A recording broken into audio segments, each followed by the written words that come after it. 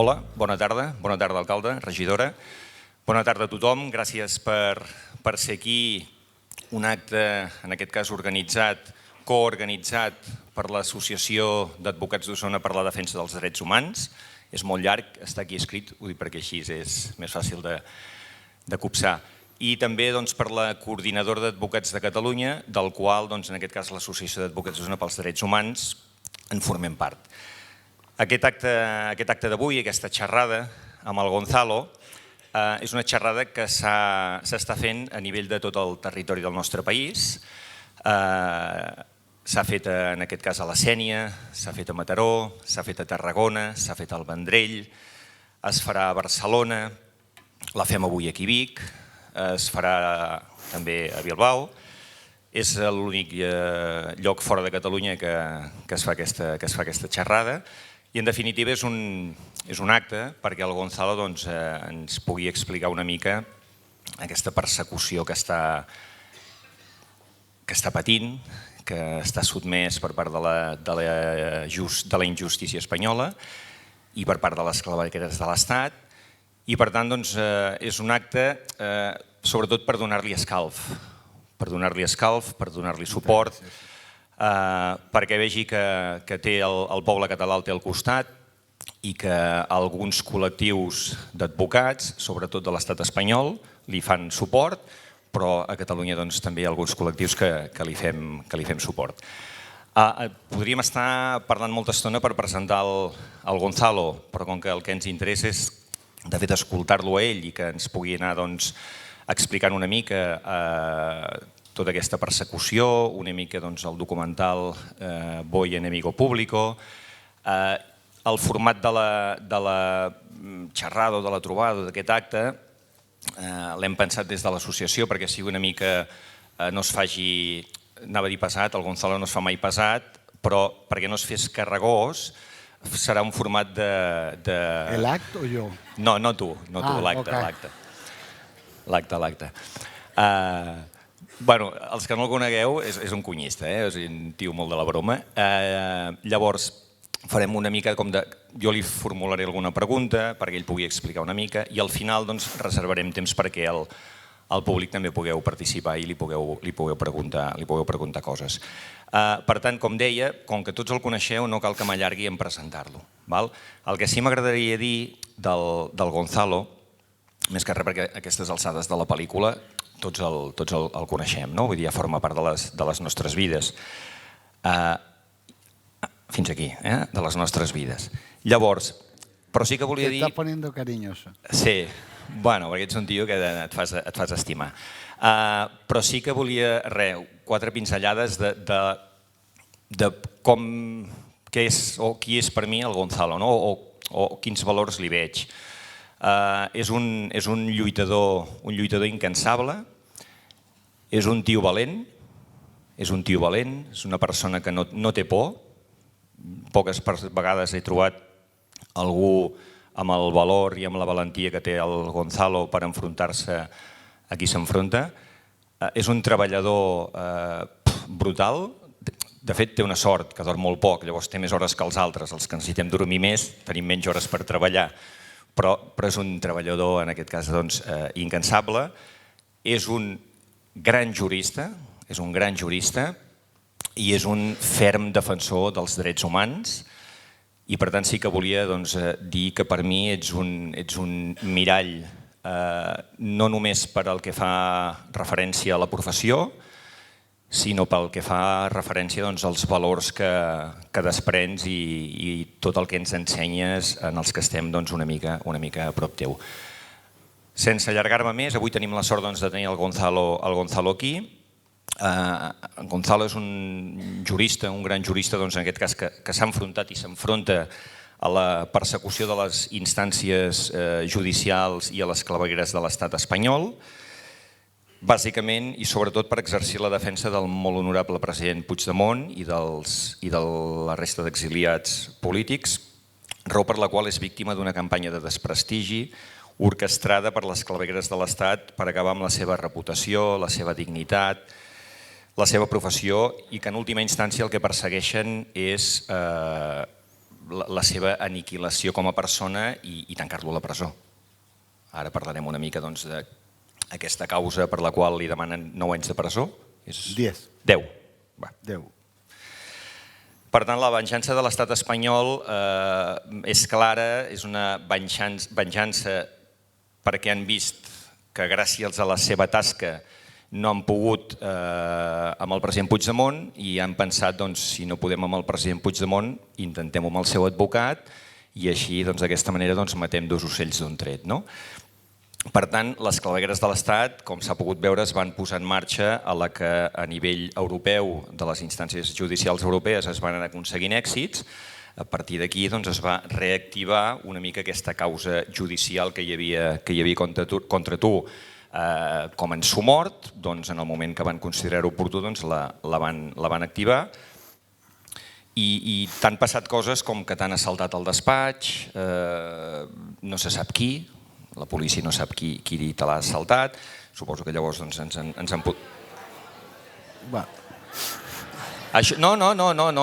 No us preocupeu, no us preocupeu, estava enganxada amb Celo, no passa res.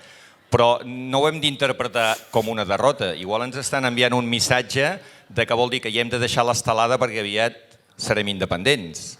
Per tant, siguem positius, no veiem sempre el got buit, veiem-lo mig ple. Després la posarem bé. En definitiva, el que us estava comentant, en aquest cas, Boye ha aconseguit demostrar que de la causa que li estan imputant, és una causa que hi ha tot un barri-barreig, ell ens ho podrà detallar una mica més, li demanen 10 anys de presó per uns diners, unes divises que es van interceptar a l'aeroport de Barajas, llavors van poder demostrar de qui eren aquells diners, però tot i això li imputen a ell un blanqueig de capitals, i en definitiva, per tota aquesta... Agafa'm aquest cantó que és el bo, eh? Per tota aquesta causa... No hay ningún perfil bueno, eh? Sí, que li demanen 10 anys de presó, el 18 de novembre, d'aquí 3 setmanes, afrontarà un judici a Madrid que ja, no sé si ho sabies o no, però s'està intentant organitzar que tot un col·lectiu d'advocats et puguem acompanyar a Madrid el primer dia del judici, fer-te el passadís amb la toga perquè considerem que et mereixes aquest suport, però també t'he de dir que de moment no hem reservat ni hotels, ni els tiquets de l'AVE, ni res. Esperarem a l'últim moment perquè podria ser que la injustícia espanyola suspengués a última hora la data del judici, la vista, potser per perjudicar la teva defensa. Per tant, esperarem fins a última hora, però la nostra idea seria poder-te acompanyar. Per tant, dit això, entrem sense més, ja et formularé algunes preguntes. Si et sembla, et dono la paraula, dirigeixes al públic i llavors comencem amb les preguntes. Ok, merci.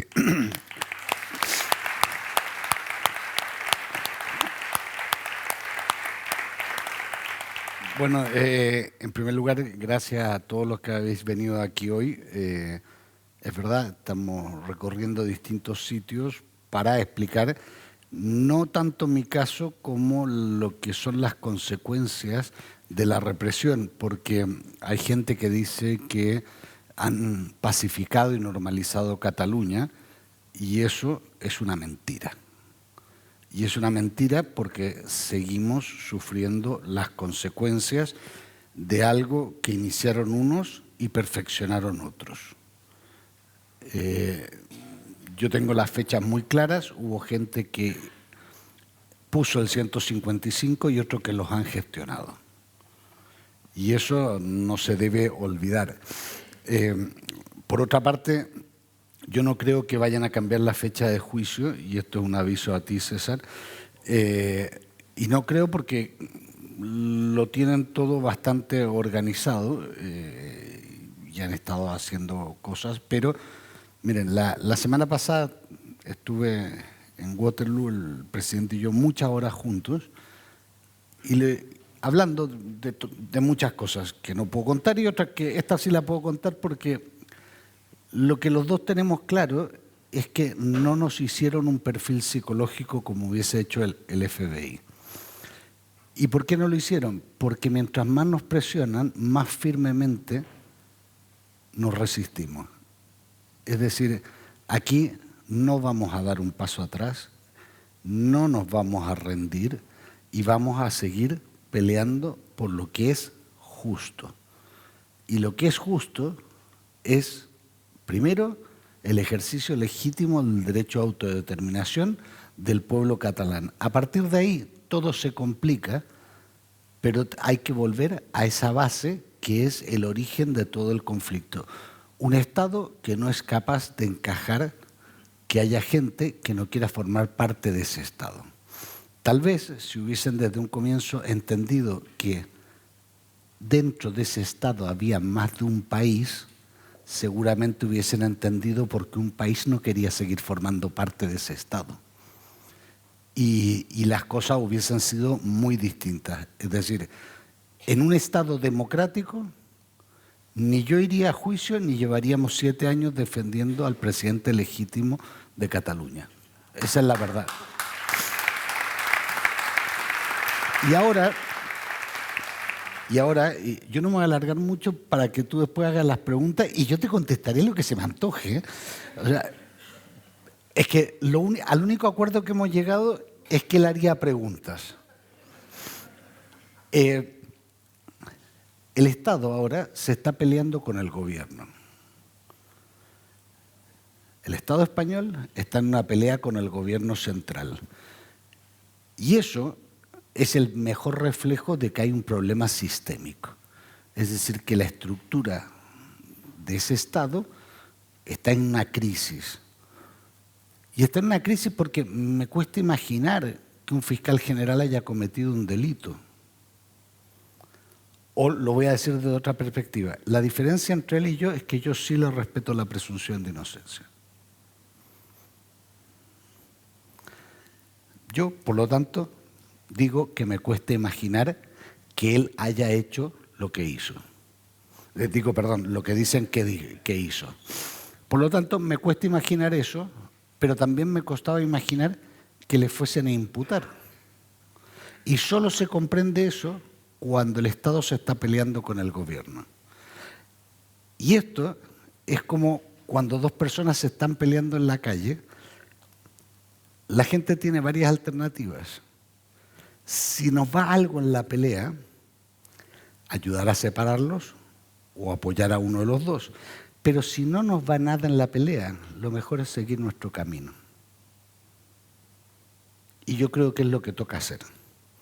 Es decir, en un momento en que el Estado está débil, lo peor de todo es que los independentistas están como si estuvieran dentro de una bolsa de gatos peleándose entre ellos. Cuando ahora es justo cuando toca ponerse las pilas y decir, mire, ya que ustedes se están peleando, yo me voy a un sitio más tranquilo, paso de ustedes. No se está haciendo, o se está haciendo, pero no con todas las fuerzas que tendría que hacerse.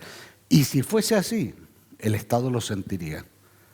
Es tan profunda la batalla que hay en estos momentos entre el Estado y el gobierno que es probablemente uno de los mejores momentos. Y yo creo que donde más se ha evidenciado esto no es en la apertura ayer de un procedimiento contra el fiscal general, sino el 8 de agosto. Cuando cada uno, por sus propios intereses, querían algo que no pasó. Llarena quería detener al presidente porque era una cuestión personal y había suspendido sus vacaciones. Los mozos querían, la jefatura de mozos quería detener al presidente porque quería servir al amo. Digo, a sus jefes. El entonces gobierno de la Generalitat estaba fascinado con que el presidente se fuera a entregar. Y el gobierno español con que se iba a quedar con un rehén. Porque el presidente preso no era un rehén de Llarena, era un rehén del gobierno español. Y eso conllevó que el presidente asumiera el más difícil todavía, porque lo difícil no era entrar, era salir. Hay gente aquí en esta sala que lo han vivido en primera persona. Lo más difícil era salir. Y lo segundo más difícil es que la gente entendiese por qué había que hacerlo. Y había que... Dile que no estoy, si es mi suegra, que no estoy.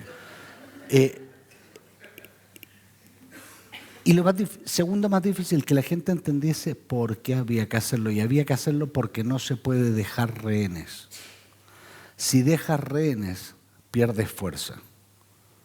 Y este era el principal rehén. Y por lo tanto, era un objetivo prioritario que el presidente volviese al exilio una vez que hemos visto que el Tribunal Supremo no estaba respetando la ley. A partir de ahí, bueno, César lo dijo, yo tengo un juicio por delante, un juicio que va a ser largo, va a durar unos 3 meses. El resultado no lo sabemos. Sabemos lo que hay y lo que no hay. Esta es mi suegra, porque tanto insistir tiene que ser ella, ¿eh?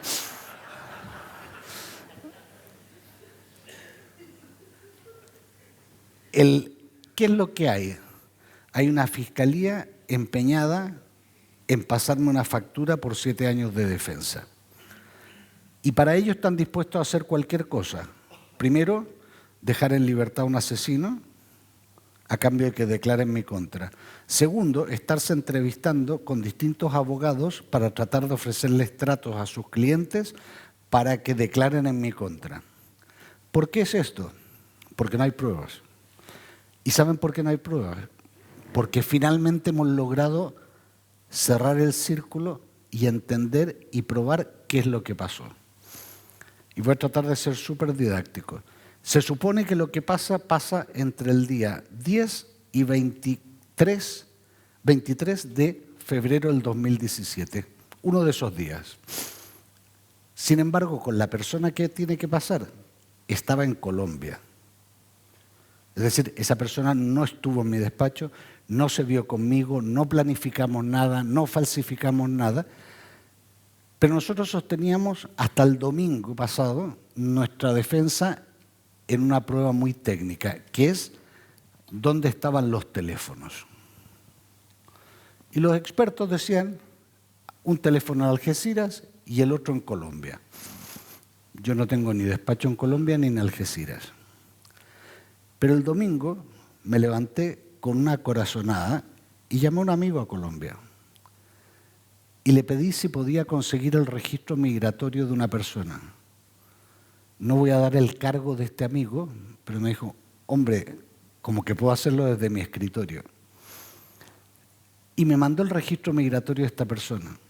Esta persona estuvo en Colombia entre el día 10 y el 22 de febrero.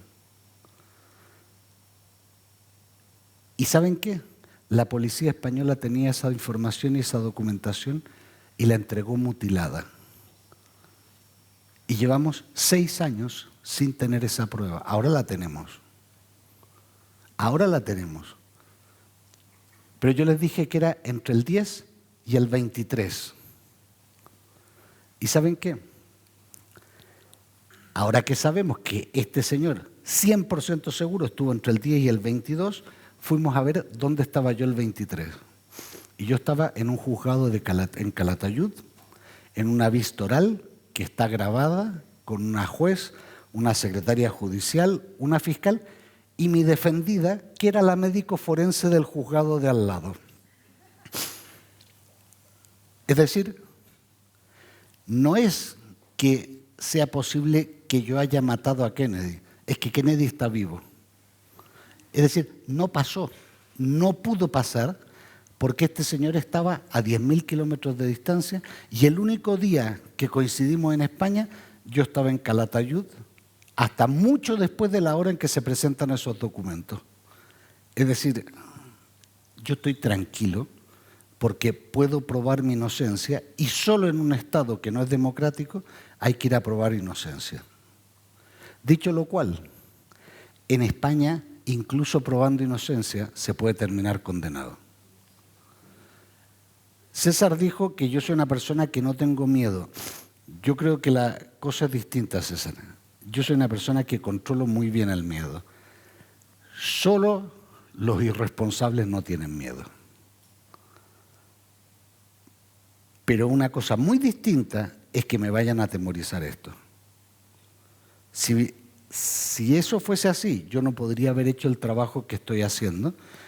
Y de hecho, os digo, el martes de la semana pasada el presidente y yo de lo que estábamos era hablando de trabajo. Hay que hacer esto, hay que hacer esto, hay que hacer esto, hay que presentar tal escrito, esto, lo otro. Es decir, aquí no se rinde ni Dios. Y para eso cuento con el apoyo de mucha gente, pero también con el apoyo de mi familia, y eso es importante, para estar tranquilos y hacer lo que hay que hacer. Y el juicio, créeme, que lo van a sufrir. Lo van a sufrir porque cuando tienes que mentir y tienes que engañar y tienes que falsificar documentos como es un registro migratorio, que le quitaste un viaje entero a esta persona, es que tienes un problema. Y si quieres, vamos a preguntas y respuestas. Es que, ¿saben lo que pasa? Que estaba haciendo una línea de tiempo en el ordenador antes de venirme, entonces lo tengo todo súper claro porque estaba organizando esto, lo otro, porque mañana tengo reunión con mis abogados. Y tengo abogados porque el abogado que se defiende a sí mismo es un mal abogado y tiene un idiota por cliente.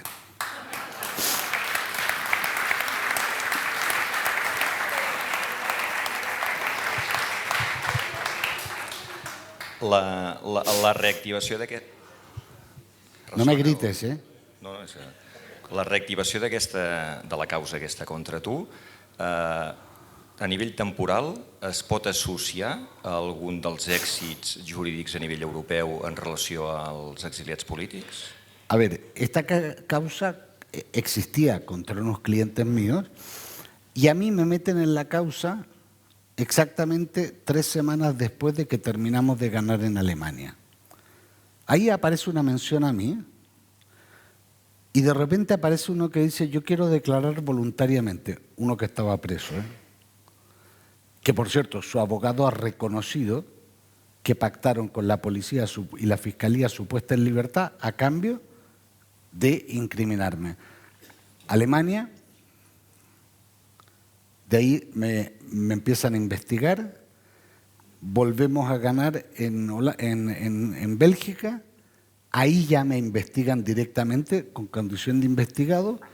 El día 18 de octubre del 19 conseguimos que el presidente Puigdemont quede en libertad. Después de la sentencia del proceso vino una nueva orden de detención.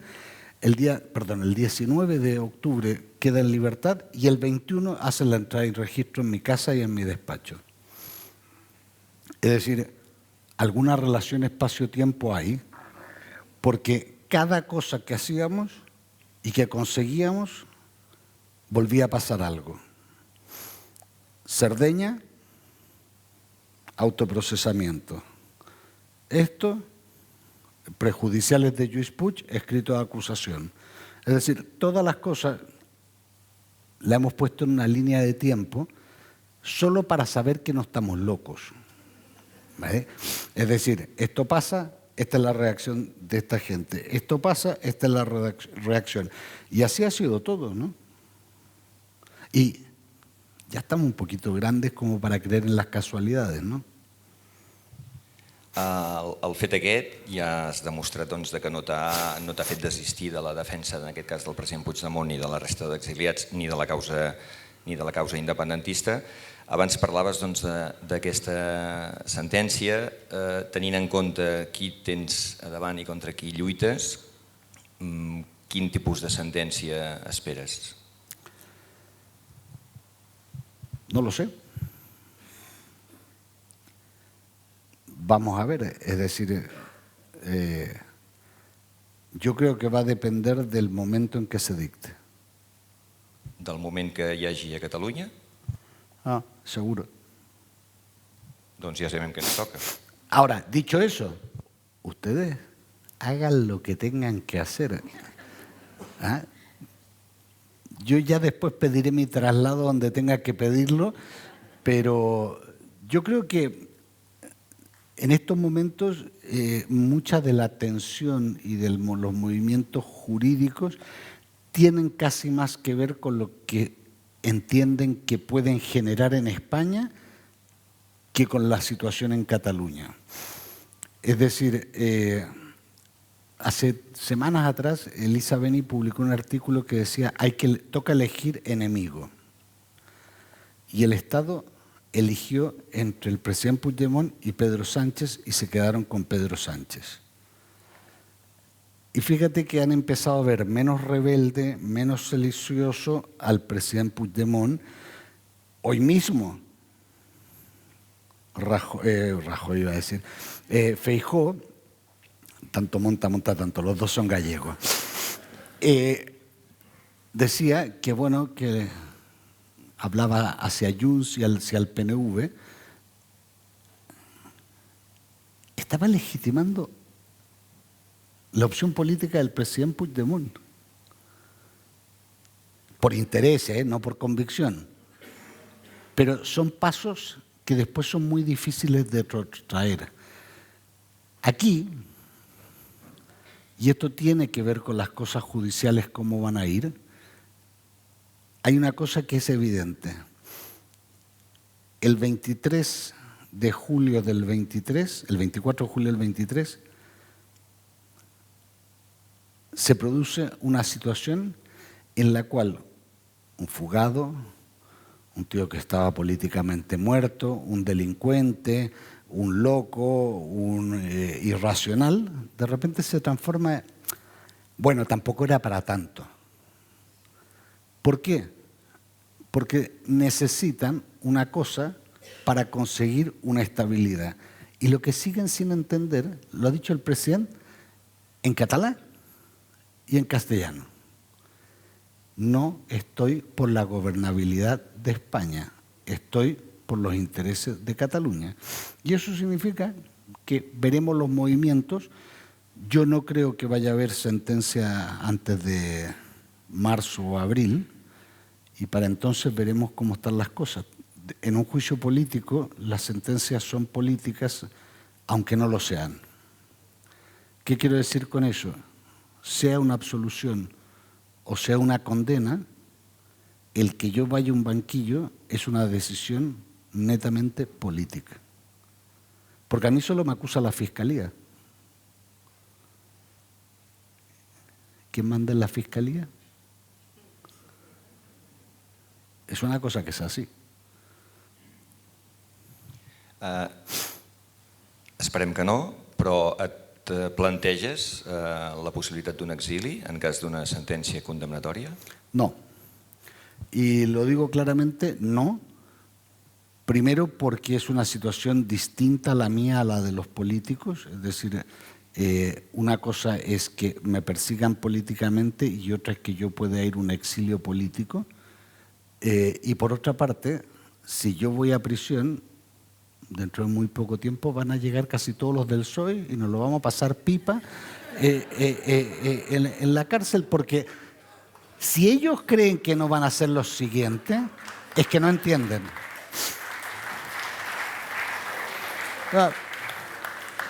Es que cuidado, ellos no creían que esto se podía dar la vuelta. Habían creído que siendo gobierno eran Estado y no se han dado cuenta que siendo gobierno pueden dejar de ser gobierno, pero nunca van a ser Estado. El Estado está en otro sitio. Y eso significa que lo que permitieron, y esto es una cosa que yo le reprocho a mucha gente de lo que yo llamo la izquierda woke de Madrid, que han mirado para otro lado mientras nos han estado pisoteando. Ayer un amigo me dice, bueno, perdón, ahora ya está en categoría de conocido, me dice, es que no te he visto hacer un solo tuit por el fiscal general. Y le digo, si lo hago me van a imputar. Me dice, ¿cómo? Le digo, mira, dentro de un mes voy yo a juicio por culpa de este señor. Porque la Fiscalía es un órgano vertical. Como comprenderás, yo siento en el alma que se ve en esta situación. Pero si vamos a estar soto el real, le digo, este es gallego, igual sabe jugar al dominó y nos lo pasamos fenomenal. Y me colgó. se cabreó y me colgó. O sea, ¿qué esperan? ¿Empatía? ¿Empatía? Cuando hay gente tan miserable que es capaz de mandar un coche policial al cementerio frente a la tumba de la madre del presidente por si aparecía ahí, de nosotros no la van a conseguir la empatía. O sea, no hay malos sentimientos, pero tampoco ninguno bueno. Es decir, empatía, no. No va a ser así. Ara parlaves de la Fiscalia, el fiscal de la causa aquesta és el de Lucas, o sigui, que és una animadversió cap a tu, directament, d'aquest senyor? Yo creo que hay una mezcla de animadversión personal, pero también ideológica. Él inició su carrera en Girona y yo creo que de ahí empezó a cogerle gustillo esto de perseguir. Y después, profesionalmente, he tenido muchas causas enfrentadas con él en las que, tirando de los hilos, siempre hemos encontrado dónde estaba la trampa. Y por lo tanto, es un señor que yo le deseo el mejor de los futuros, ¿no? No me ha invitado nunca a su fiesta de cumpleaños. Yo no celebro mi cumpleaños, así que tampoco le he invitado. Pero algún día se va a saber de qué pasta está hecho. Eso, sin duda. Porque no se puede ir por la vida así. Miren, un sistema funciona en la medida que cada uno de sus engranajes funciona. Yo estoy convencido que es necesario en todo Estado una fiscalía que persiga aquellas conductas de las personas que cometen atentados a la ley, que es el papel de un fiscal, defensor de la legalidad. Pero los que creen que eso es un instrumento para sus propios fines, eso es delictivo. Y cuando se cruzan determinadas líneas rojas, después no hay vuelta atrás. ¿Cómo va a defender la legalidad un señor que pacta con un asesino la impunidad del asesinato a cambio de declarar contra otra persona? Yo le deseo todo lo mejor.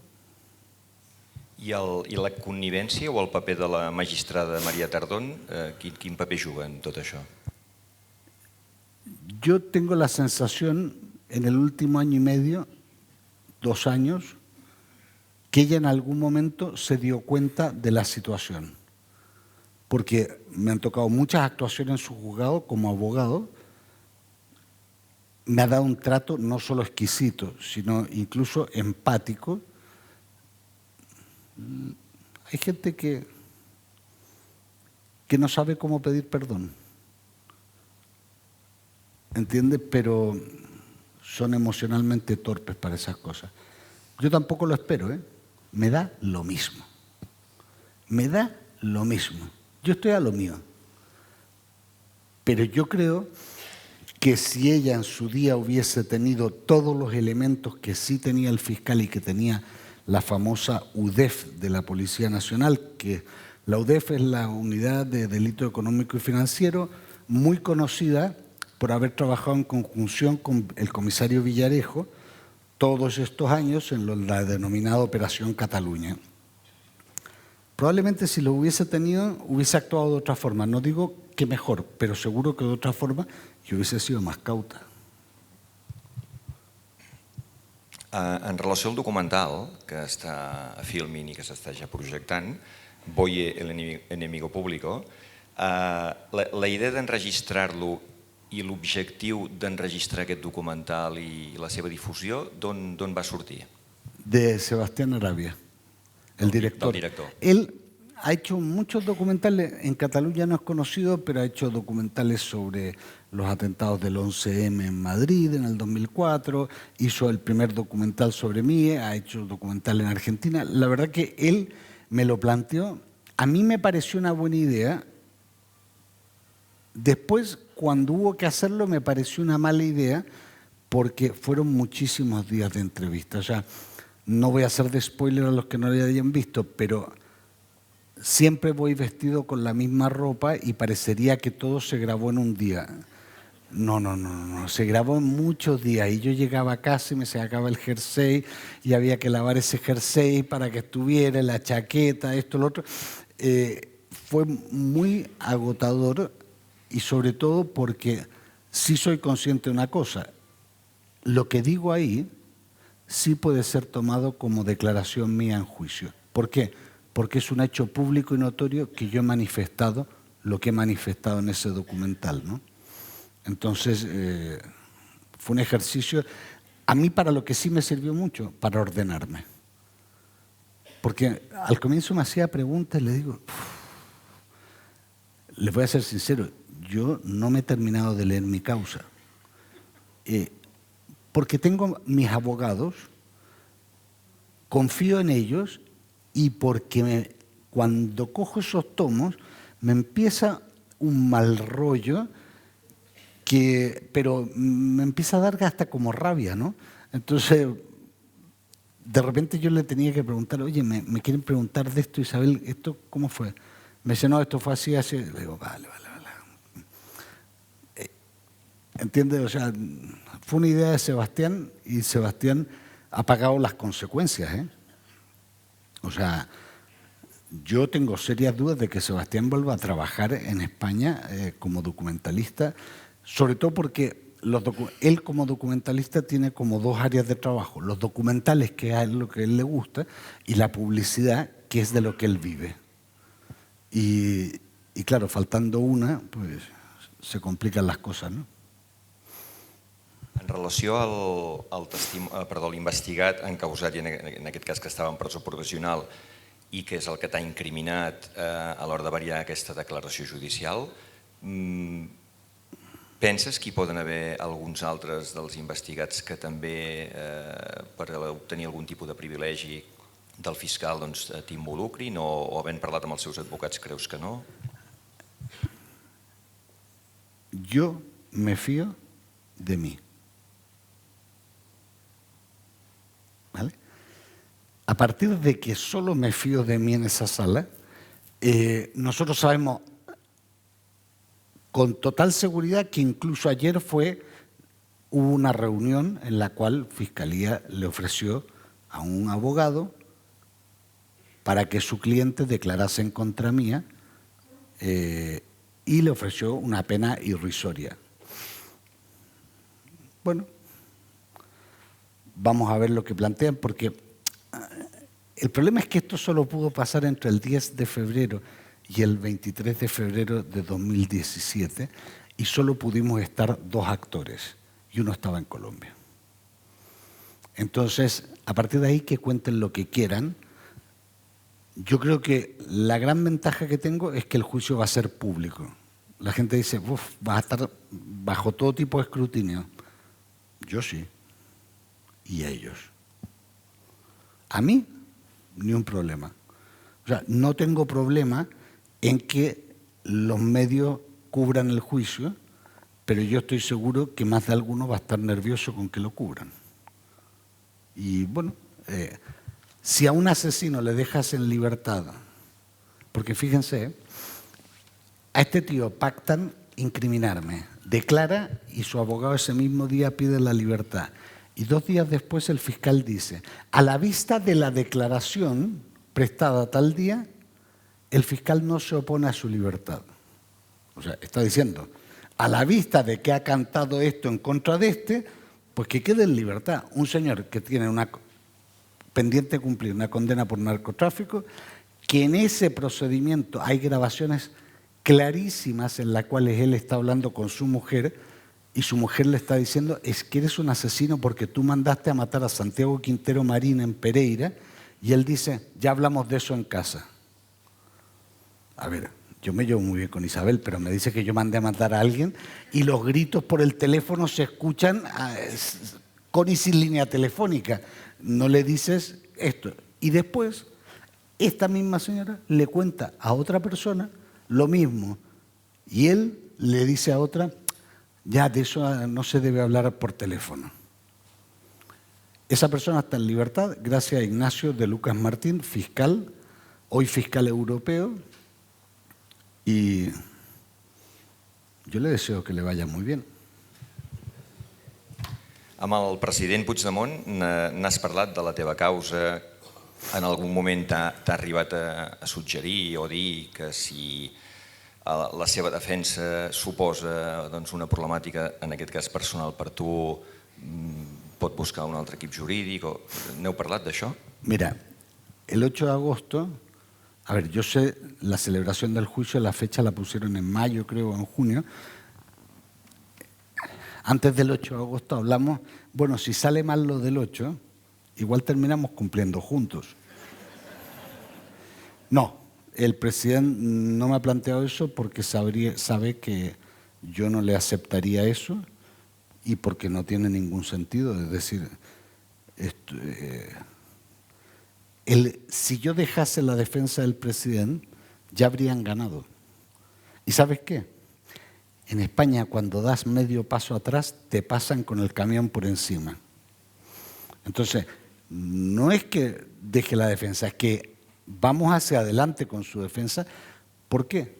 Porque no es que no tengamos miedo, es que lo controlamos. Y eso es saber jugar con los sentimientos propios, pero también con los nervios ajenos. Yo no voy a dejar de defender al presidente y él, yo creo que está cómodo con la defensa, nos reímos mucho. No sé, son cosas que, a ver, son muchos años y tenemos un sentido del humor en muchas cosas parecido y hemos pasado en estos años muchas cosas complejas, momentos de mucha tensión. Y yo he visto una persona que está hecha de una pasta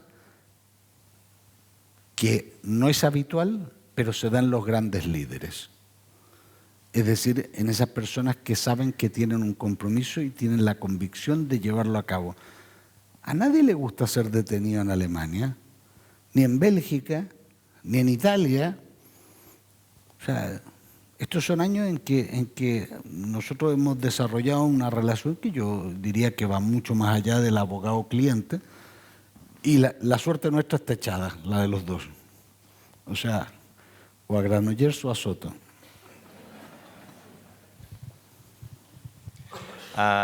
Recentment, canviant de tema, va sortir publicat un article al Món en el que donava la sensació,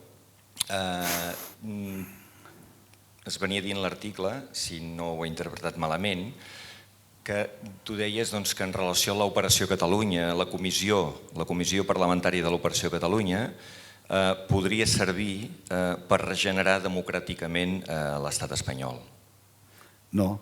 ¿No? No, ¿Cómo anava, doncs, el tema? Es que no es un objetivo. Lo que pasa es que un Estado con cultura democrática, si descubre eso, se regenera. A ver, el proceso de desnazificación en Alemania, que se produce en el año 67 del siglo pasado, es producto del descubrimiento de que los nazis seguían controlando la administración de justicia en Alemania. Bueno, aquí no son nazis, ¿no? Hombre, aquí son franquistas, ¿no? Aquí vaig. Lo que quiero decir es que hay momentos en que los pueblos pueden alcanzar un nivel de conciencia.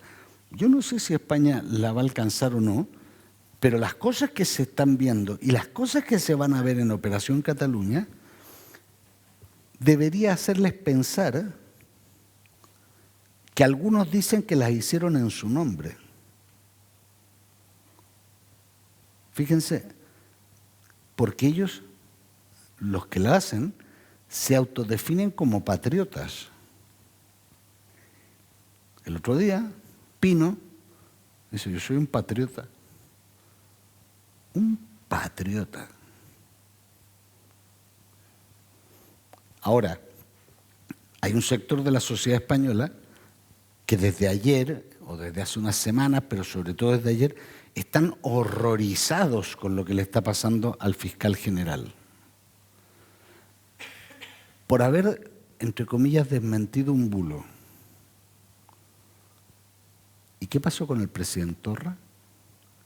Fue depuesto por poner una pancarta de reivindicación a favor de los presos políticos encarcelados, entre otras cosas, con petición de una fiscalía que ya sabemos de quién depende. Porque esa es la verdad. Entonces, puede que haya un sector de España que se dé cuenta de que hay cosas que primero fueron los catalanes y después pueden ser ellos. Si no, pues el problema es de ellos. A nosotros, ¿qué es lo que nos interesa Operación Cataluña? La verdad, que es una de las etapas para hablar de verdad, de justicia y de reparación. Es decir, si no sabemos la verdad al 100%, hay un problema para iniciar un proceso de... Yo creo que todo pueblo tiene derecho a saber lo que le ha pasado y por qué. Más o menos lo sabemos, pero quedan muchas cosas por salir. Y cuando uno, algunas de esas, yo las sé, porque profesionalmente me ha tocado ver esos documentos, o sea, hostia. O sea, estamos discutiendo de una malversación, pero ¿y cuánto ha costado todo esto? ¿Cuánto ha costado comprar testigos? ¿Cuánto ha costado instalar cámaras en un sitio, micrófonos en otro, falsificar esto, hacer lo otro? Bueno, yo creo que la comisión parlamentaria de la Operación Cataluña, a mi juicio, es una cosa que era una exigencia del independentismo y que al final se ha acordado y yo creo que es positivo que eso se haga. Y ustedes dirán, sí, pero ayer... No te la robes, ¿eh?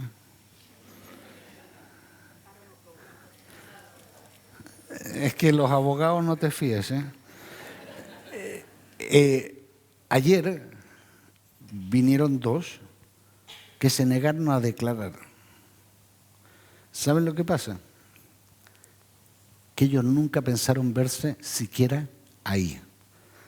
Y, por ejemplo, Francisco Martínez, una persona que tiene en este momento abierto una serie de causas con un horizonte penal muy complejo. Y ya veremos más adelante si vuelve y si declara o no declara, pero después del puente del 1 de diciembre empieza a declarar otra gente que aporta datos muy relevantes. Y eso yo creo que es un derecho de los catalanes saber la verdad. Si eso ayuda a los españoles a regenerarse, bienvenido sea. Pero claro, eso también fue hecho por una parte de la ciudadanía española. ¿Cuál? Una parte que se llama las cloacas del Estado, pero no podían haberlo hecho si los ciudadanos no hubiesen estado mirando para otro lado. Aquí hay culpa por acción y por omisión, porque esto solo pasa cuando se mira para otro lado. El fet de que ara s'activi, en aquest cas s'imputi en el fiscal general...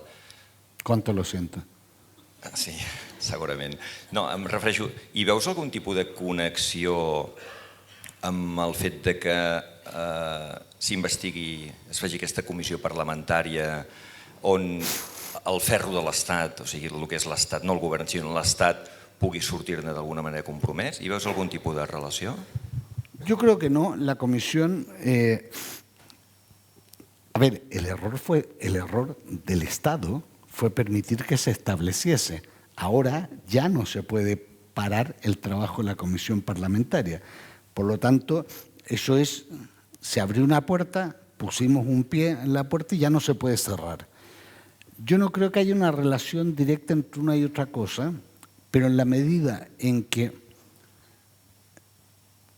se vayan conociendo cosas en la comisión parlamentaria, va a haber gente muy nerviosa.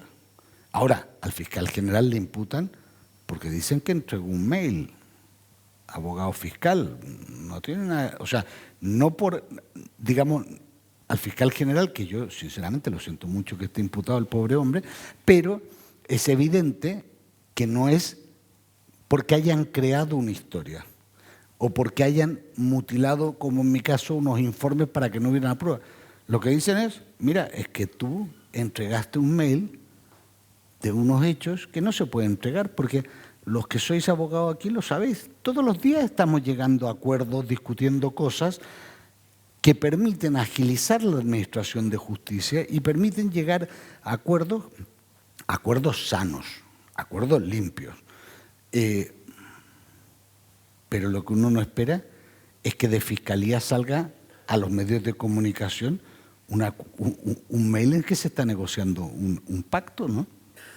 Y si eso salió, porque claro, yo imagino que el fiscal es inocente, si eso salió de Fiscalía, pues a esa persona, al afectado, al que su abogado estaba negociando con el fiscal, le han jodido. Porque ahora vayan ustedes a conseguir un juez en España que no sepa que él estaba dispuesto a reconocerse culpable. O sea, la intensidad del daño es muy grande.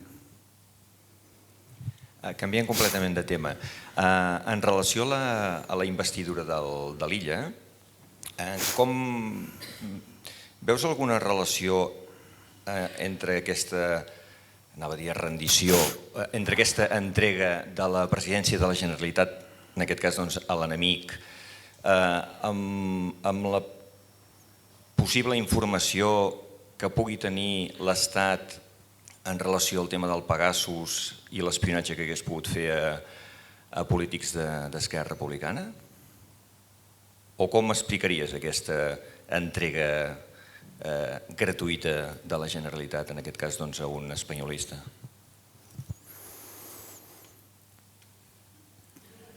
A ver, yo voy a dar mi opinión. Ahí hay una traición.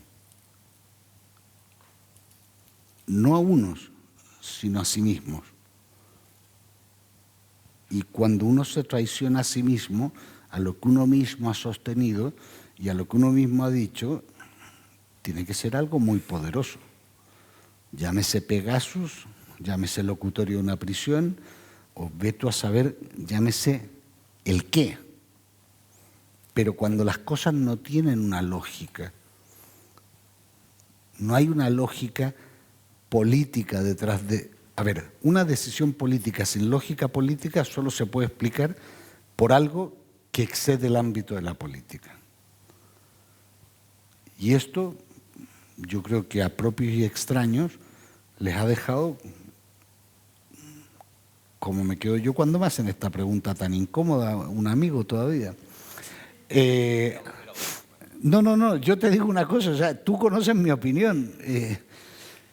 A mí, sinceramente, me costaría mucho mirarme al espejo en la mañana después de haber hecho algo así.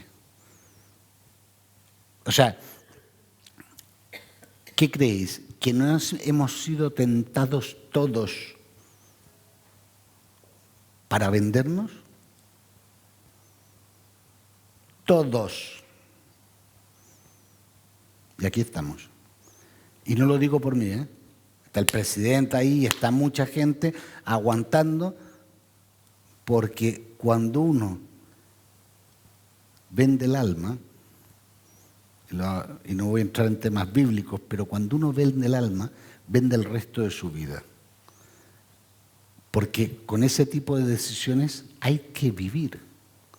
Y son decisiones muy desagradables que solo las puedes tomar, una, porque seas un inconsciente, que no es el caso, y otra, por poderosísimas razones que no puedes explicar. Y en la vida nunca hay que hacer algo que uno no sea capaz de explicar. Nunca. Yo eso lo tengo clarísimo. Lo que yo no puedo explicar, no lo voy a hacer. Y no es porque me pidan explicaciones, pero es que todos tenemos familia, tenemos amigos, tenemos hijos. Si yo no le puedo explicar a mi hija una decisión, mejor no la tomo.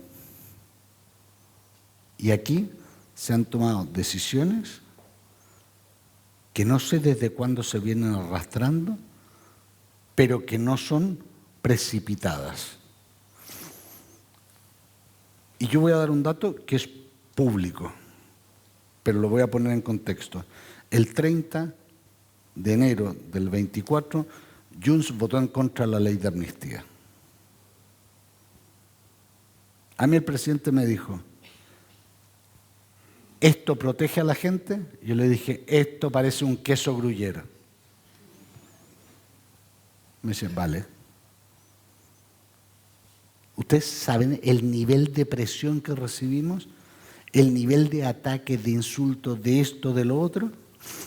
Pero había mucha gente muy conforme con tener una amnistía.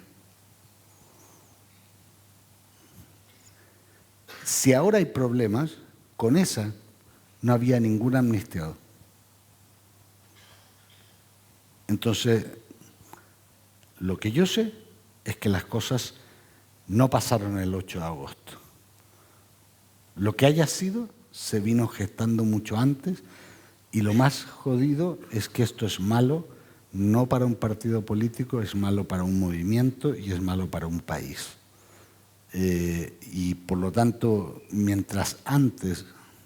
Mira, antes de ir a regenerar España, arreglemos esto.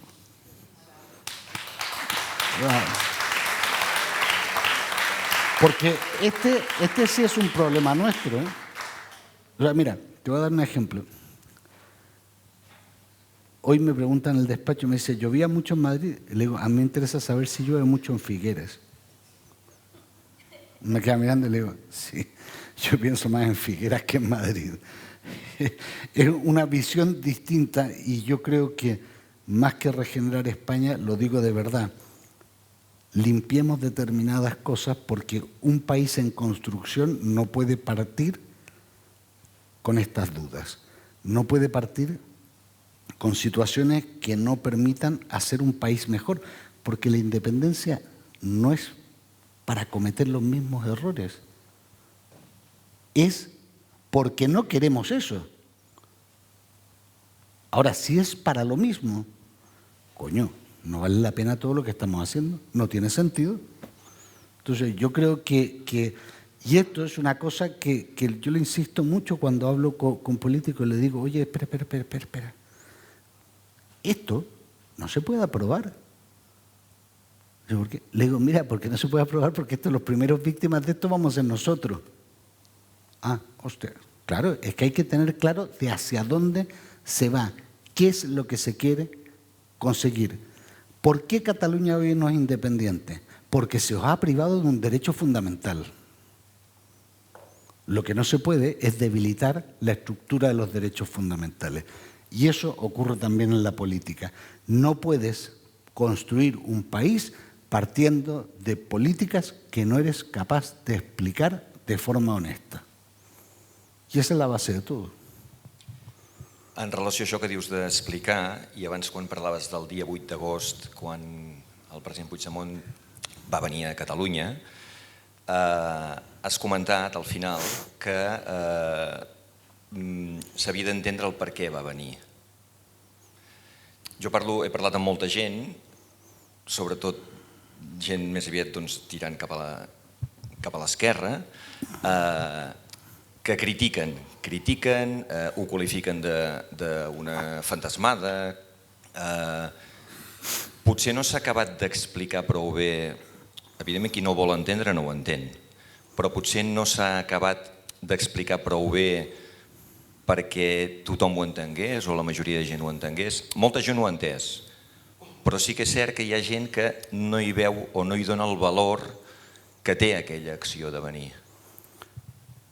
A ver, al final analicemos el tema del valor, pero hay gente que ha votado a favor de la investidura del presidente Illa mientras había una operación jaula para perseguir al legítimo presidente de Cataluña.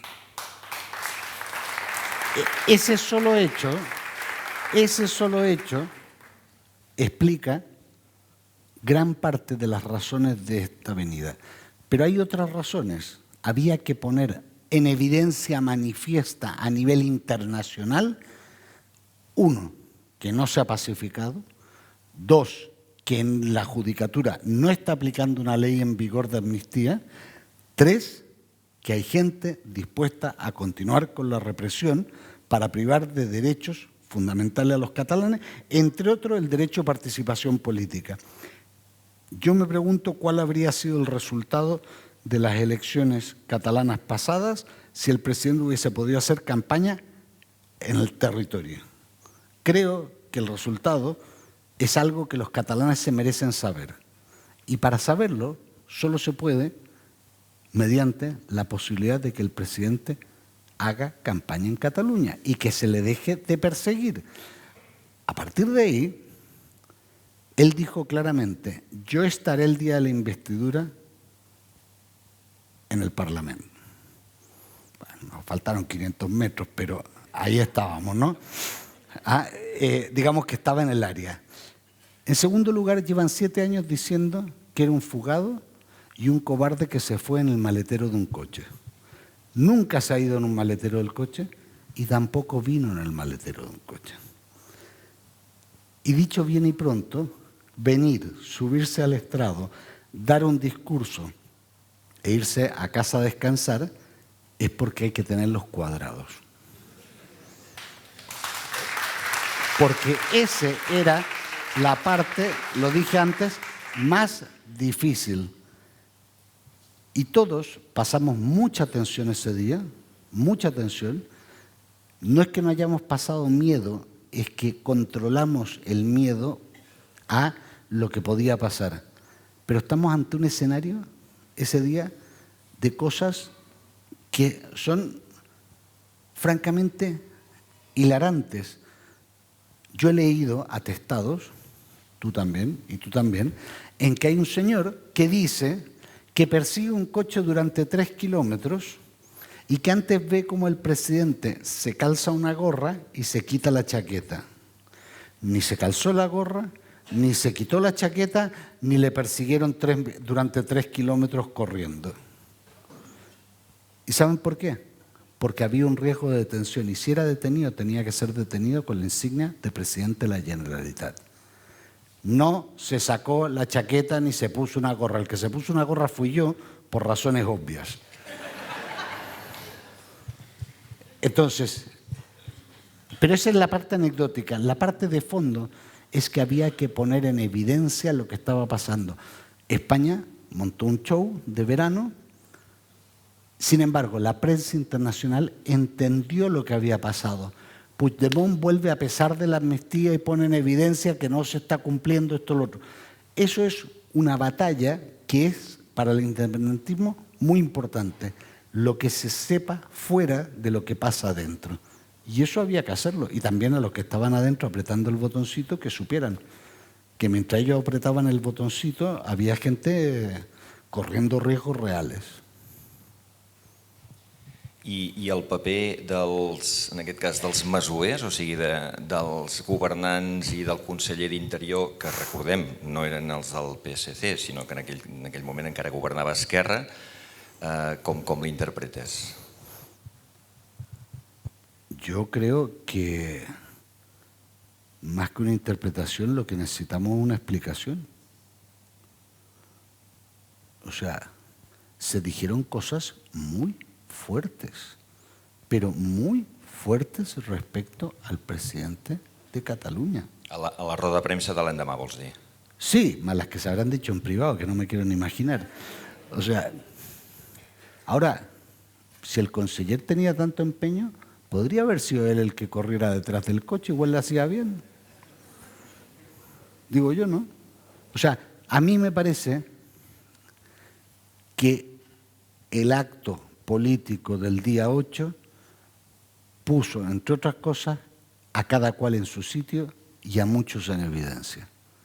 Y eso, en un momento de confusión, es importante, que la gente tenga claro quién les representa y quién no. Quién participa en la represión y quién sufre la represión. Yo creo que eso era absolutamente relevante, ¿no? El dia 8 hi havia a Barcelona, precisament a l'Arc de Triomf, i precisament a la zona de conflicte, per entendre'ns, que era la zona on on havia d'accedir el president Puigdemont en el recinte que estava vallat i per poder pujar a l'escenari, hi havia molta gent, hi havia molts ciutadans d'aquest país i en aquesta sala veig molta gent que aquell dia estava allà. Llavors, si em permeteu, ja per acabar... No lo sé, yo no estaba ese día ahí. Ja, jo tampoc. però per acabar vull fer un aplaudiment a tots aquells i aquelles que aquell dia vau fer possible que el president no fos detingut.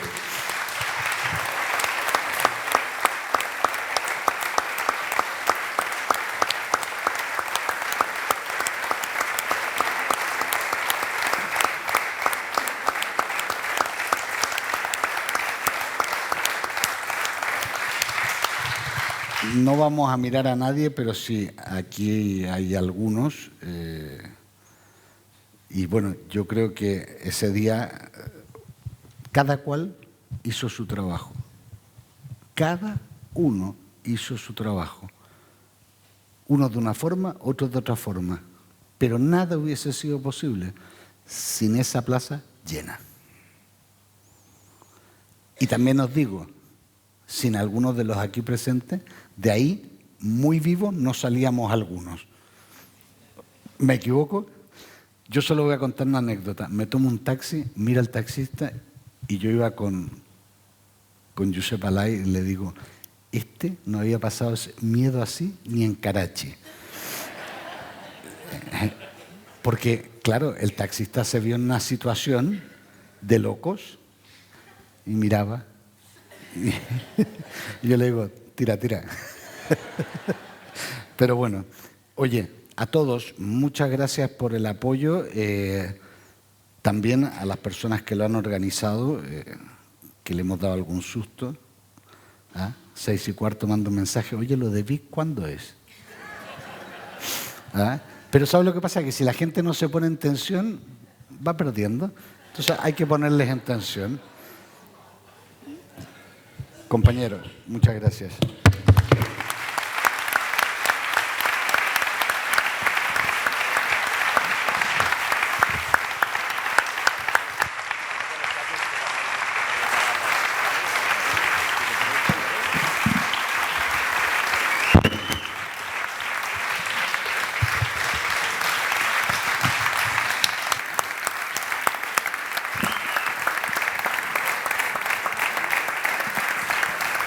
Muchas gracias.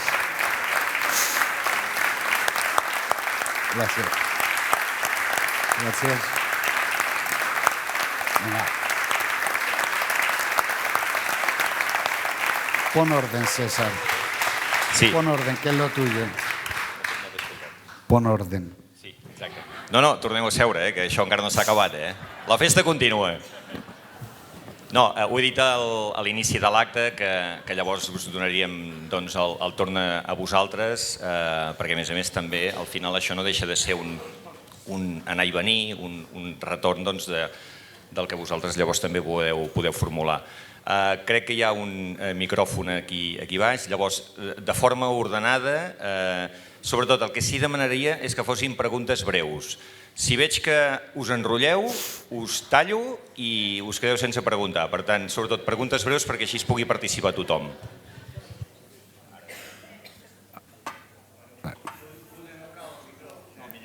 Millor.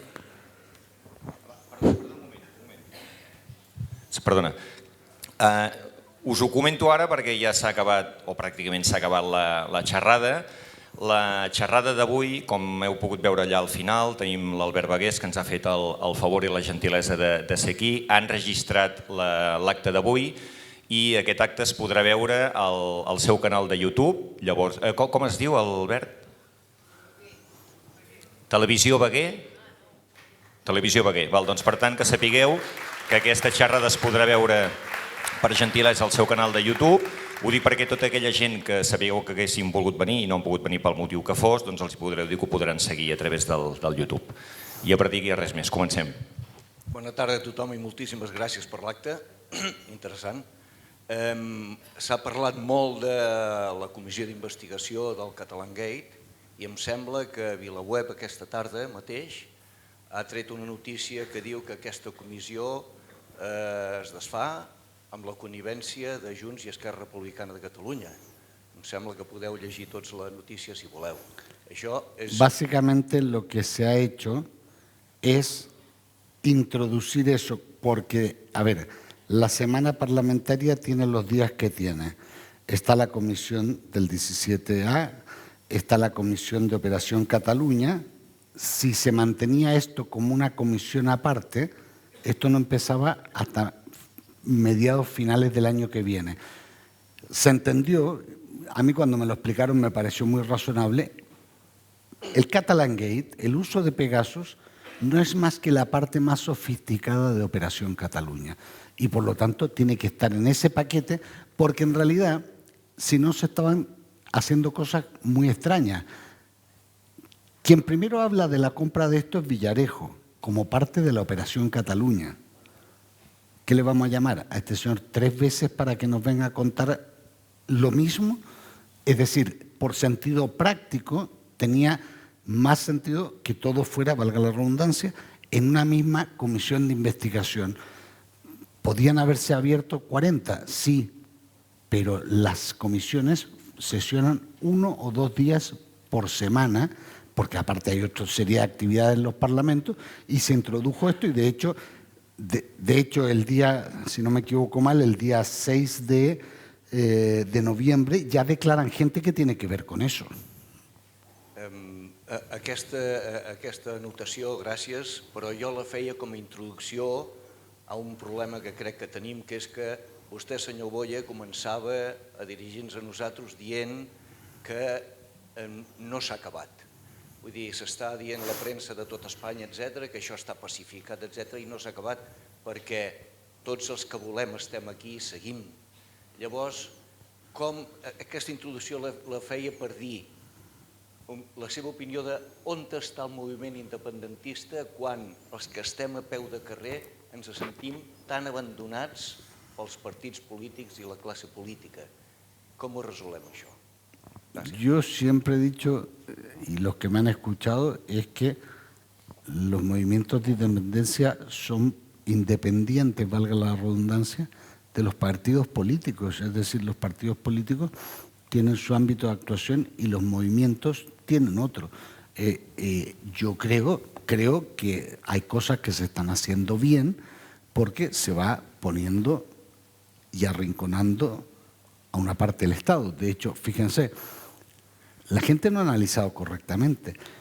El debilitamiento y la confrontación entre el Estado y el gobierno de España es producto de que se hayan sentado a negociar en Suiza con el presidente Puigdemont. Es decir, se les abre la contradicción a ellos. Ahora, la independencia no se va a conseguir en un parlamento. Eso ya te lo digo. La independencia se consigue en las calles. Eso es un hecho absolutamente claro. Es decir, hay que manejar el mientras tanto y construir el futuro.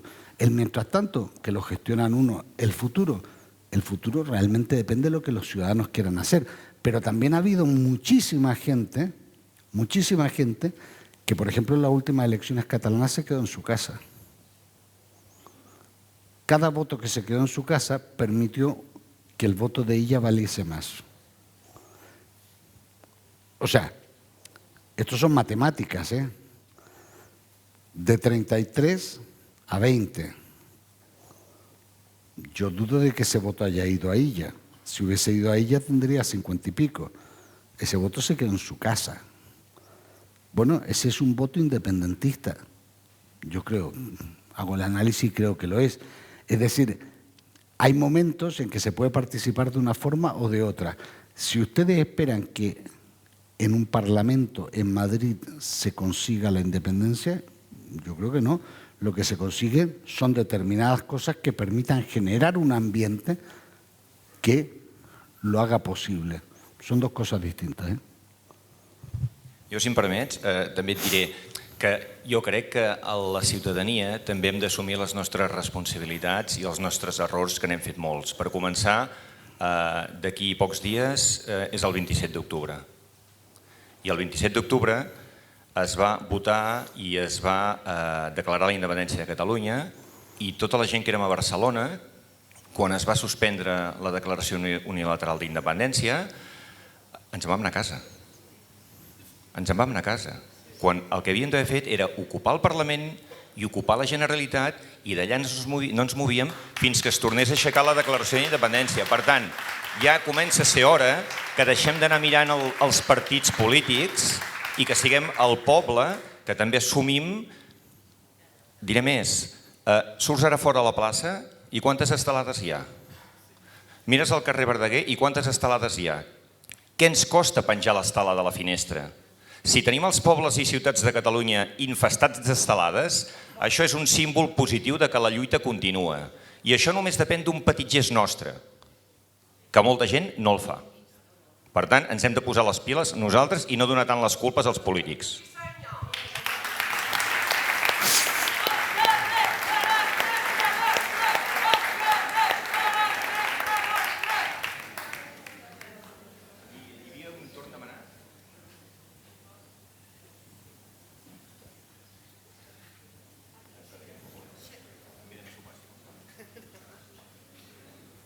Allà. Bona tarda. Només li volia demanar, aviam si vostès en algun moment o altre, tant el president com vostè, com la gent que han estat aquí a l'exili, heu passat perill d'agressions i tot això. ¿Puedes repetir la pregunta? Sí, a veure si heu patit agressions físiques o heu passat perills d'aquesta mena. En una ocasión en Madrid, a la salida de una cafetería, se pusieron un poco físicos en el tema. Insultos, muchísimos. Ataques, muchísimos, de todo tipo. Físicamente damos muy poco margen. O sea, eso fue un día que salimos del despacho y fuimos a celebrar el cumpleaños de una compañera del despacho tomando una caña. Era la hora de salir del despacho y se me echaron 3 energúmenos encima y bueno, pues son situaciones que son previsibles. Ahora, nosotros tampoco damos pie a que pasen esas situaciones, lo que no significa que haya un riesgo real de seguridad para el presidente. Siempre lo ha habido y siempre lo hemos tenido en cuenta, ¿no? Bona tarda. Jo tinc un dubte. Vaig votar a les eleccions europees i vaig votar algú que ara no és parlamentari. Com es resoldrà i no acabo d'entendre ben bé el problema que està passant amb en Comín? A ver, el tema de Comín, en primer lugar, él sí es parlamentario. Lo que no le dejan es ejercer como parlamentario. De hecho, el Parlamento Europeo está funcionando con un parlamentario menos, lo cual es una situación anómala. Esa situación, el 26 de septiembre, el Tribunal de Justicia de la Unión Europea, en una sala compuesta por 4 jueces, no por el Pleno, no nos dio la razón y dijo, en el fondo y básicamente y claramente, que esto teníamos que discutirlo a nivel nacional, es decir, dentro del Estado, y que ese tribunal tenía que plantear una cuestión prejudicial para ellos solventar ese problema y si no lo hacían, que les denunciásemos. Es decir, perder tiempo. Esto nos va a llevar aproximadamente unos 6, 8 meses en que ustedes no tienen un representante, Comín tiene un escaño que no puede usar y el Parlamento Europeo está adoptando decisiones sin tener la composición plena del Parlamento. ¿Esto es una anomalía? Sí lo es. Sin duda que lo es y de hecho es un producto de la represión. Cuando se habla de normalización de Cataluña, hay cosas muy poco normales. Es decir, que una persona que sale electa, primera anormalidad, que una persona que no representa a los españoles y que no se siente española tenga que jurar una constitución que no es la suya. Primera anormalidad. Segunda anormalidad, que tampoco pueda hacerlo porque si lo hace va preso y si va preso no puede ejercer el mandato para el cual se le está pidiendo ese juramento. Y tercero, que es lo más sorprendente de todo, que habiendo unas conclusiones del abogado general de la Unión Europea que punto por punto nos daba la razón, el tribunal no solo no la haya escuchado, sino que no van a encontrar una sola mención en la sentencia a esas conclusiones.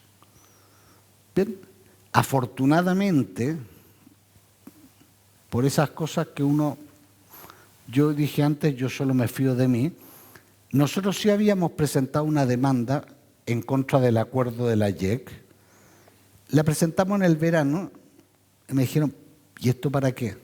Le digo, mira, la sentencia es el 26 de septiembre. Vamos a ver qué pasa con la sentencia. Mientras tanto, la presentamos. Y gracias a eso, nosotros ya tenemos 2 meses de avanzado el procedimiento, que los procedimientos contenciosos son lentos. Bueno, nosotros nos vence presentar, formalizar la demanda, nos vence el día 28 o 29 de octubre, el formalizar la demanda, y de ahí, en la misma formalización, estamos planteando las prejudiciales que nos ha dicho el TJUE. Pero si Comín no puede ejercer el cargo, es única y exclusivamente por una anormalidad democrática. Ahora, lo que Comín no va a hacer es dejar que el escaño lo ocupe el siguiente de la lista. Eso ya lo hizo Esquerra, y eso significó que todas las demandas de Oriol Junqueras decayeron porque él mismo había renunciado al escaño. Es decir, no es que digan, si Comín dice, mire, yo me voy a mi casa, la segunda puede ir a jurar la Constitución y ocupar el escaño en nombre de Junts Jure por Europa. Bien.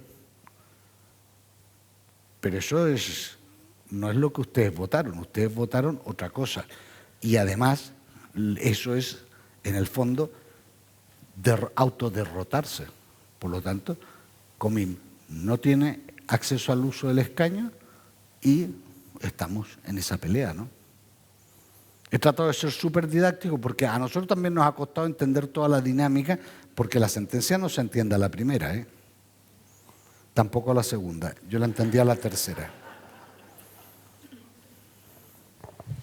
Bon dia. En català, bon dia tot el dia. En català. No, volia només dir això. A veure, veient com està la injustícia d'aquest país, aquí som una colla d'avis i àvies resistents. Alguns els hi va tocar el rebre del pebre del dia que va venir el senyor Puigdemont. On podem recolzar la nostra esperança en poder aconseguir la independència? Europa pot estar amb nosaltres? Podem confiar en Europa? Perquè això sembla que ja comença, no ho sé, ens comença a fer una miqueta de mala espina. Quan s'allarga tant, les coses a vegades ja deixen de ser justícia. Què podem esperar? Mira, las cosas no pasan solas. Primera reflexión. Segunda, si no están ahí, tampoco pasan. Y tercera, las cosas que uno cree que nunca van a pasar, cuando uno está ahí, pueden terminar pasando. Y te voy a poner un ejemplo. Yo lo decía ayer en el Vendrell, decía, durante 4 años, cada 15 días yo cogía un tren en Alemania para ir a jugar rugby al norte. Y durante 4 horas, 4 horas y media, iba en un tren viendo la frontera con la otra Alemania. Y todos estábamos convencidos de que siempre iba a existir esa frontera. Y un día se abrió una puerta, no en Alemania, en Checoslovaquia, y empezó a salir gente y fue imparable. ¿Sabes lo que había que tener? A alguien ahí para cuando se abrió la puerta empezar a cruzar y llamar a la gente para cruzar. ¿Qué quiero decir con eso?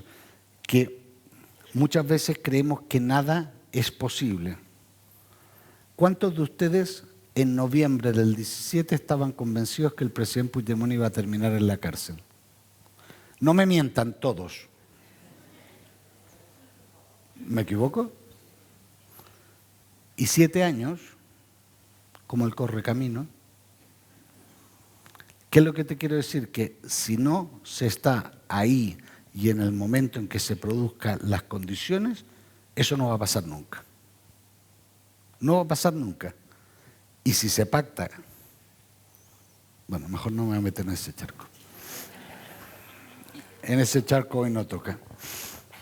Hola, bona tarda. Bé, jo he vist els dos documentals, el d'avui 2016 i el d'aquest any. Són dos documentals brutals, vull dir, i veig que heu passat per moltes batalles.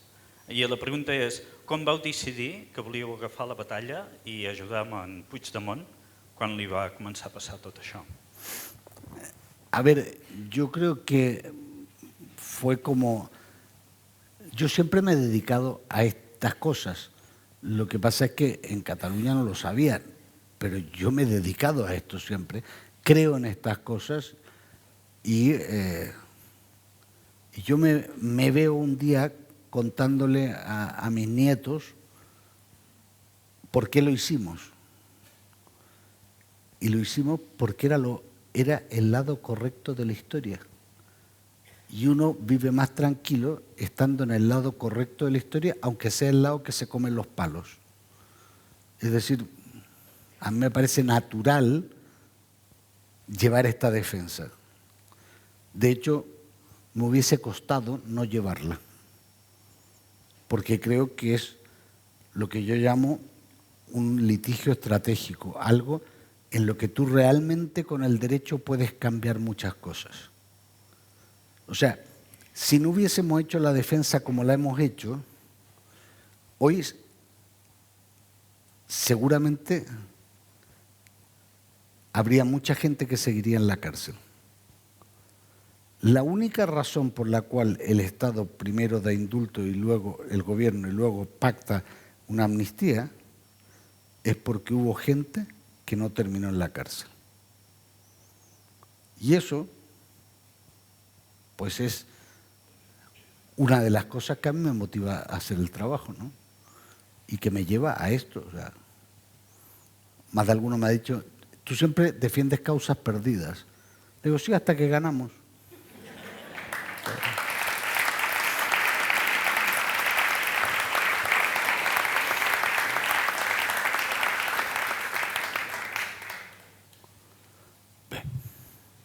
Manoli,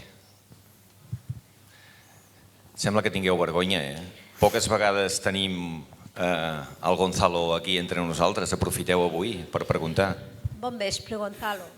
Miri, jo ara, al fil de lo que ha dit aquesta senyora del senyor Comín, ell diu que vol anar a jurar la Constitució i aquestes històries espanyoles.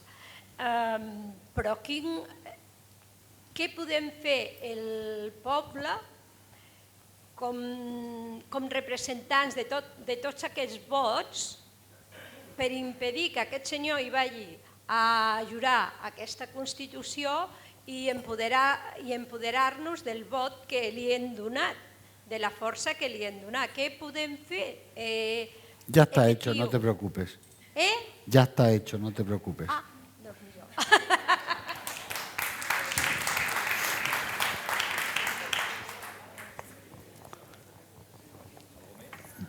Ya está.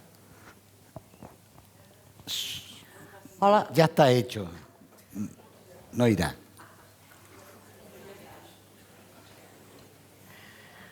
Hola, bona tarda.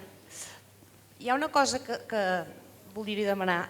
Abans de l'1 d'octubre, tot el que va ser les explicacions per part de l'estat espanyol sempre eren amb por. Recordem com enraonava la Camacho, com enraonaven Rajoy, com enraonaven que si fèiem la independència què ens passaria, que ens perdríem els astres i tot, tot en base de por. Després estic veient que ara amb el teu judici també t'entren amb la por, perquè cada vegada que passa alguna cosa et visiten o t'entren al despatx. Fins quan serà legítim això de la por? Que no els hi passi res. Bueno, es que la respuesta la has dado tú, ¿no? Mira, yo creo que al final uno tiene que actuar de determinada forma y eso la forma en que se ha actuado en términos de ciudadanía es lo que les ha descolocado absolutamente. Ellos midieron personas, no colectivos. Y eso es lo que ellos no han sido capaces de entender. Y trataron de infundir miedo a determinadas personas y también a los catalanes en general, pero lo que ellos no calculaban es que 7 años después, por ejemplo, esta sala iba a estar llena. ¿Por qué? Porque aplicaron un modelo que ya no funciona, un modelo agotado. Parece que dan miedo, pero no lo dan.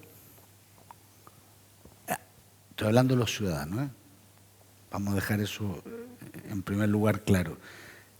Yo sinceramente creo que aquí hay un error de cálculo por parte del Estado español y un proceso de convicción tan grande por parte de un sector amplio de catalanes y catalanas que hace que al final sus cálculos sean los equivocados.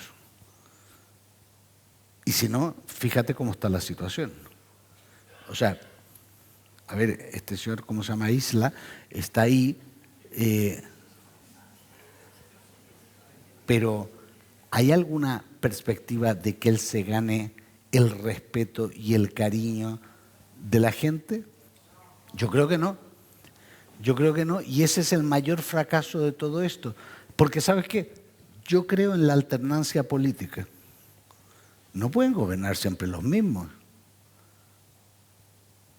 Pero el que una persona, yo no comparta su ideología o no comparta su idea o no comparta la política de su partido, no significa que yo no la respete en un cargo. Pero es que aquí se ha llegado a una situación, y yo lo dije antes, ¿cuál habría sido el resultado si el presidente hubiese podido hacer una campaña en las mismas condiciones en las que la hizo el señor Isla? ¿Cuál sería el resultado? Cuando nos demuestren que el resultado fuese el mismo. Todo mi respeto. Mientras tanto, a mí me daría un poquito de mal rollo estar sentado en una silla que tal vez no es la mía, ¿no? Es decir, a veces las cosas no se entienden, pero cuando uno vive de lo efímero, y lo efímero es gobernar, lo complejo es construir y lo complejo es hacer país, que no siempre tiene la inmediatez del éxito, pues yo creo que hay que seguir. Es mi opinión, ¿eh? Es mi opinión, y yo creo que por mucho que se hayan hecho con lo que ellos creen que es el poder, no se han hecho con el respeto. Uno no necesita querer a sus gobernantes, pero es básico en democracia que todos estemos de acuerdo en que es respetable y legítima su posición. Y aquí hay algo que queda claro, que no sabemos cuál hubiese sido el resultado si hubiese habido una igualdad de armas, una igualdad de tú a tú.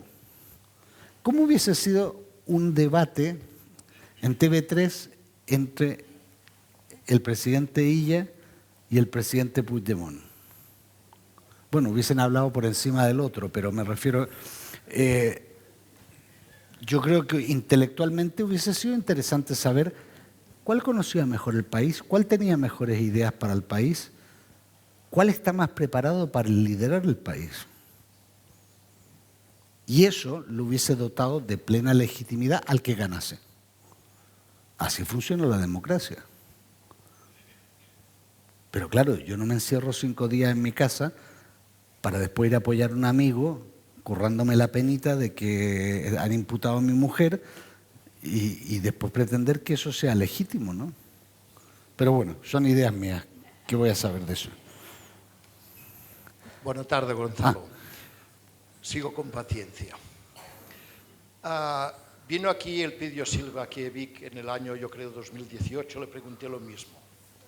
¿Por qué desde principalmente España, también desde aquí, muchas personas, instituciones, organizaciones de todo tipo, no te han apoyado a ti en tus causas, al presidente en las suyas, a los catalanes en las nuestras.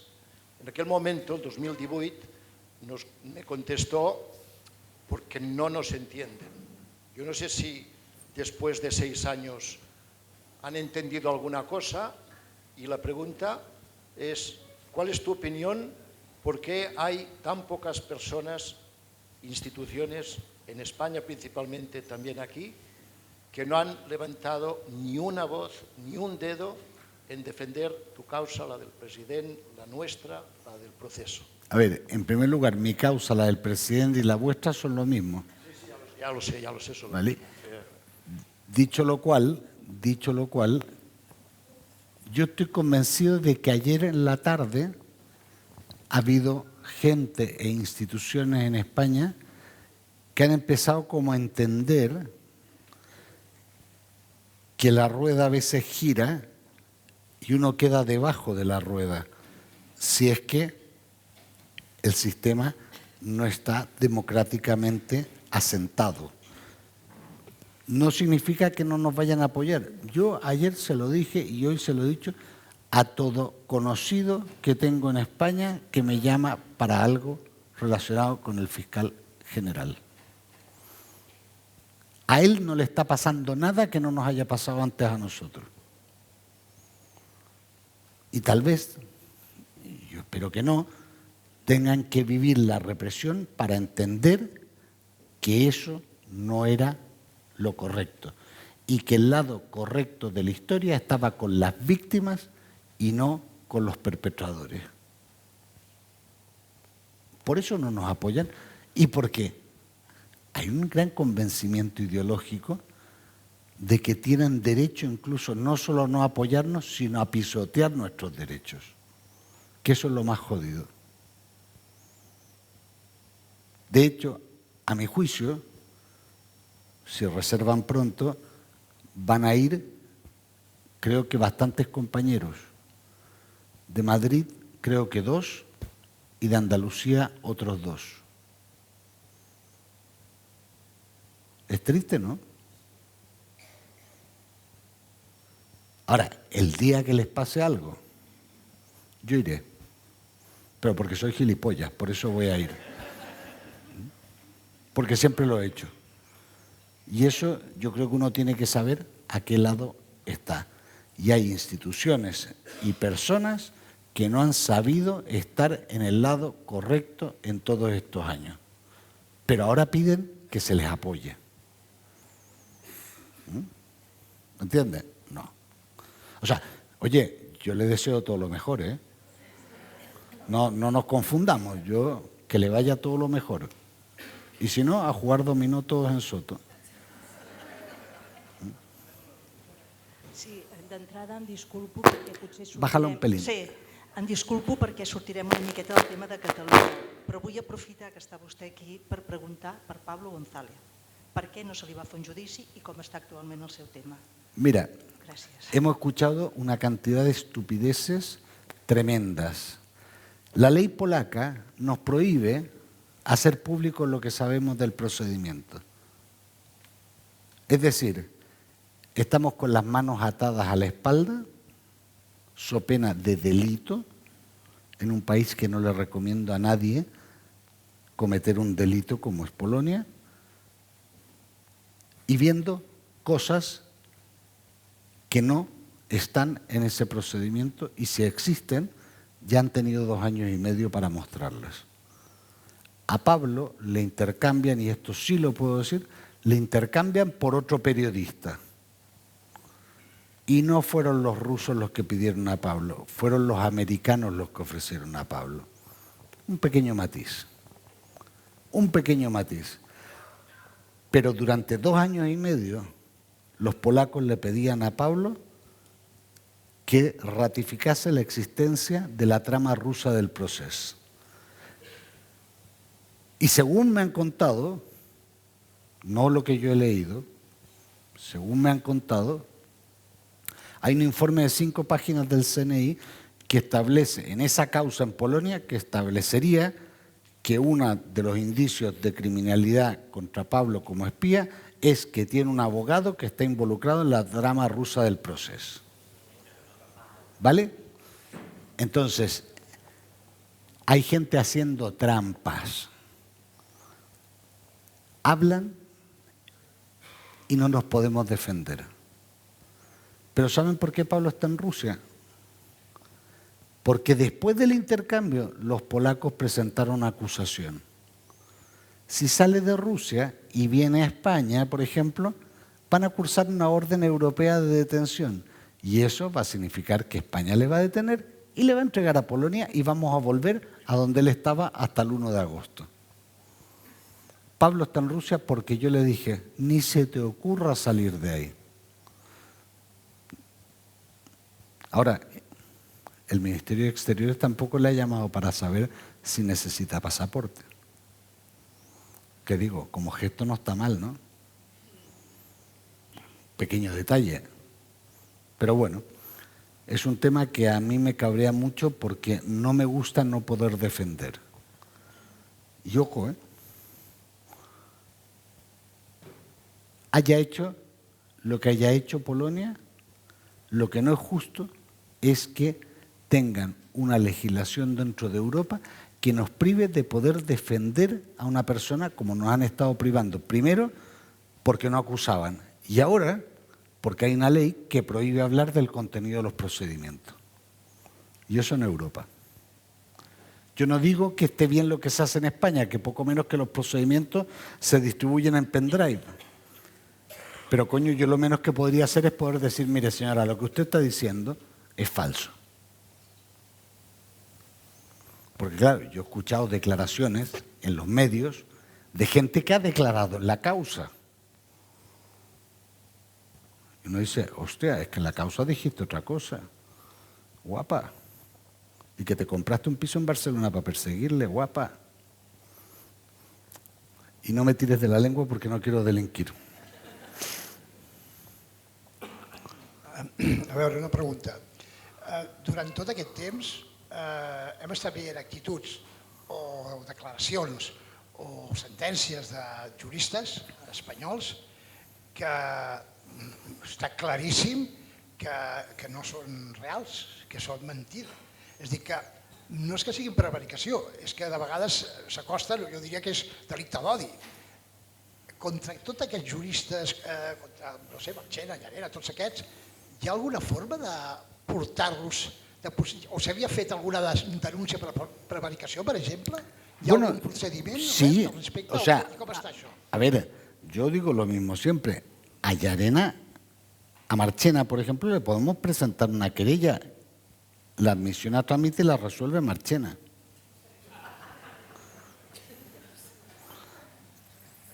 Es que, claro, tal vez el problema no es que no hagamos el trabajo, es que tal vez hay un problema sistémico, que hay un poder del Estado que no tiene contrapoder.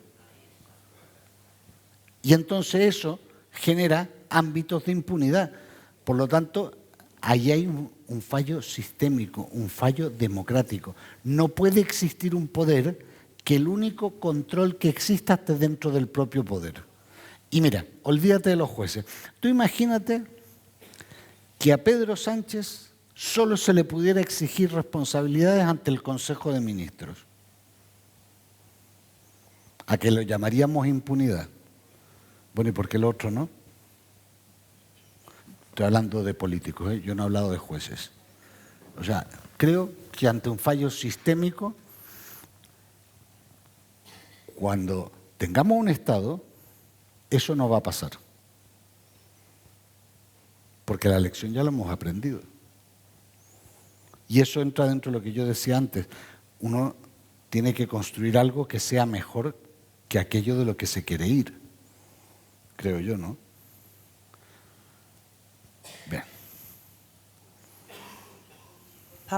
Gonzalo, moltes gràcies per tot el que has fet fent la teva feina pel nostre poble. Moltes gràcies a ti.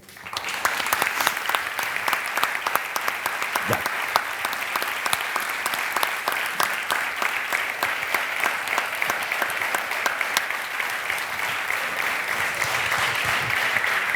Jo, si em permeteu, ja no donaria cap més paraula, perquè penso que acabar l'acte d'avui amb les paraules d'aquesta noia era la millor cluenda que podíem tenir. Gràcies per dir-les. I gràcies a tots per venir.